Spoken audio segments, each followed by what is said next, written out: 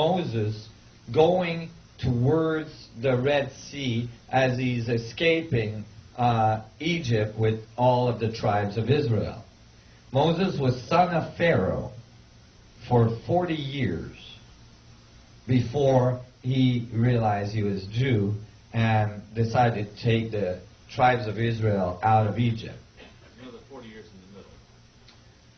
Yeah. 40 years of Prince, 40 years in the desert, then at 80 he decided. Yeah. Yeah. But when he decided he was going to go and with the tribes of Israel, he was leaving, and all of a sudden the Pharaoh changed his mind and went after him.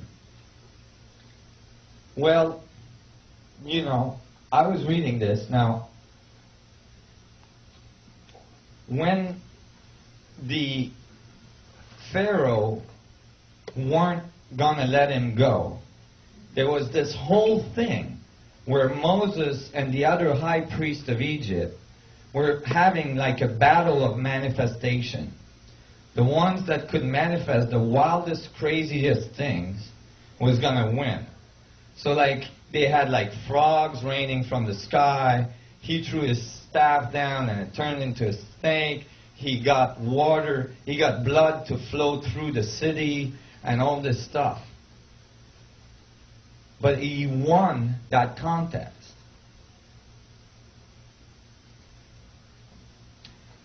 As I looked at the Ark of the Covenant in the Bible, the Ark that they call the Ark of God, they give dimensions of that box. It's like a box-like object that's got gold on the outside, wood in the middle, and gold on the inside. Well, that's a capacitor. A capacitor is an object that holds energy. When you charge it, just like a battery, it holds energy, except that a battery can only discharge the energy very slowly. A capacitor can discharge the energy in an instant.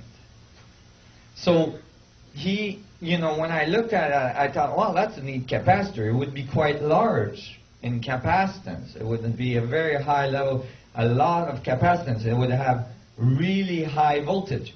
And it would be quite heavy. It would be a heavy object, extremely heavy.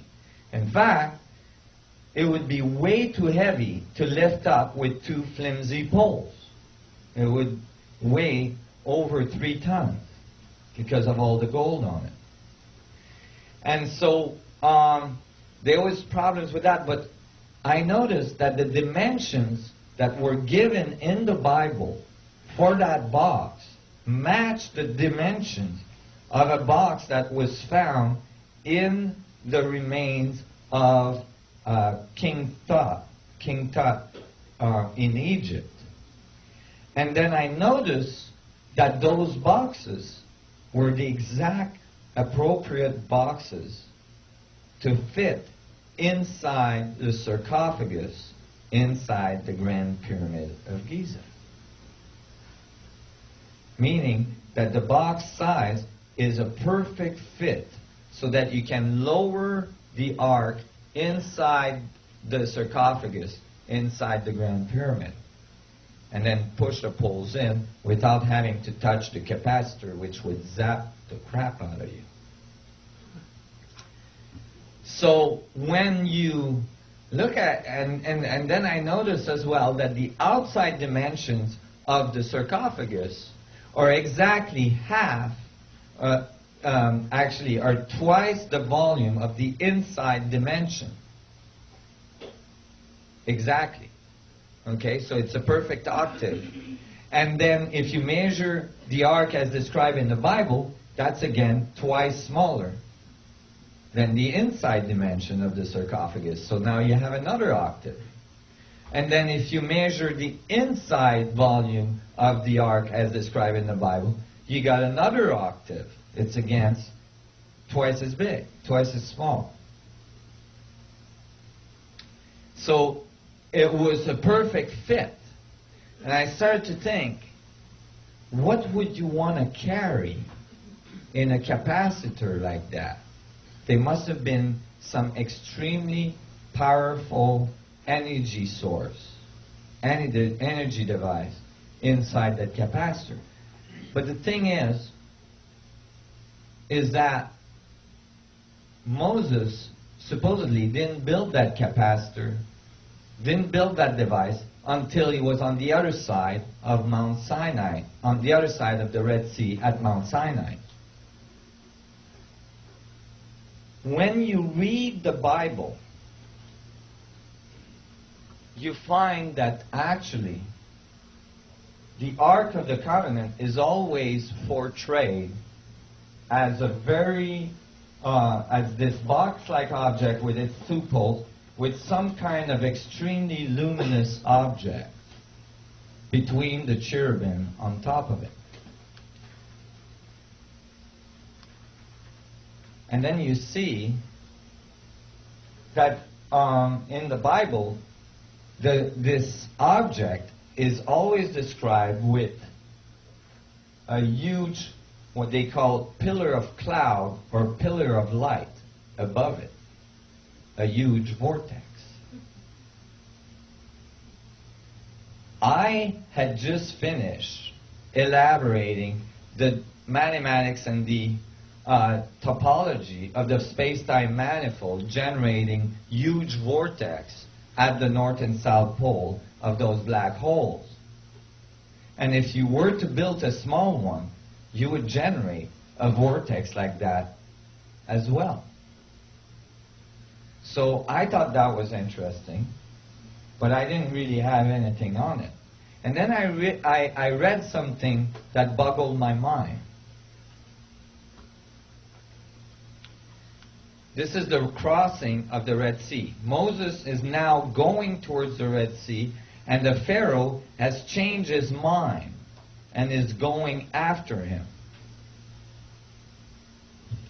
Maybe the Pharaoh changed his mind and went after him because Moses left with something the Pharaoh didn't expect Moses was going to leave with.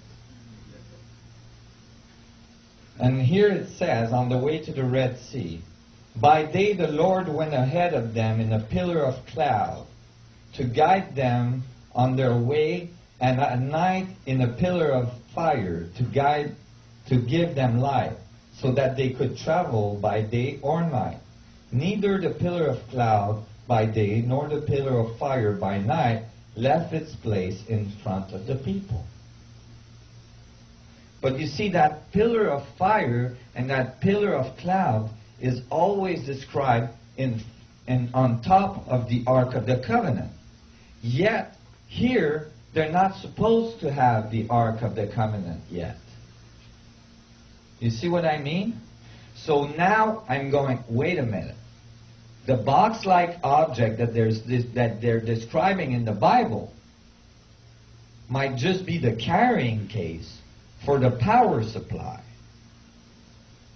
which is something completely different, that generates the vortices and the singularity at the center. So I was starting to read this, and I'm like, okay, well, this is interesting, and I'm reading more, and it's saying that there's clouds above and there's clouds below and so on. And I thought, what do they mean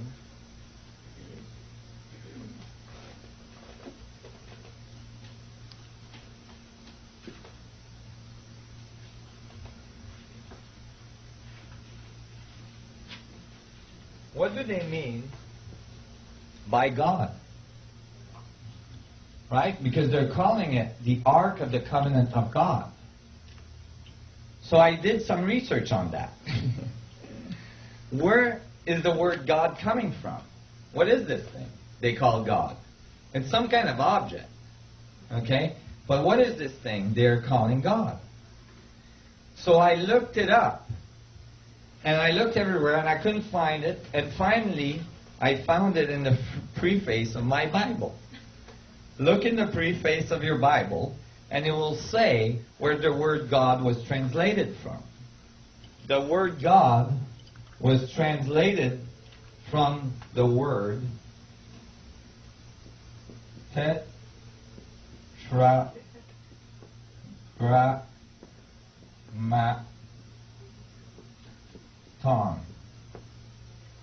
Tetragrammaton. Oh my God. That freaked me out. Oh my tetragrammaton, yes. That freaked me out. Every time you read the word God in the Bible, you can translate it to tetragrammaton. And so I was looking at the root etymology of the word tetragrammaton. It's like, oh my God, how can I find a word so close to tetrahedron in the Bible? And I looked at the etymology, and it turns out that tetra, which is 4, right, was used, 4, and grammaton has a root word that can be grammar.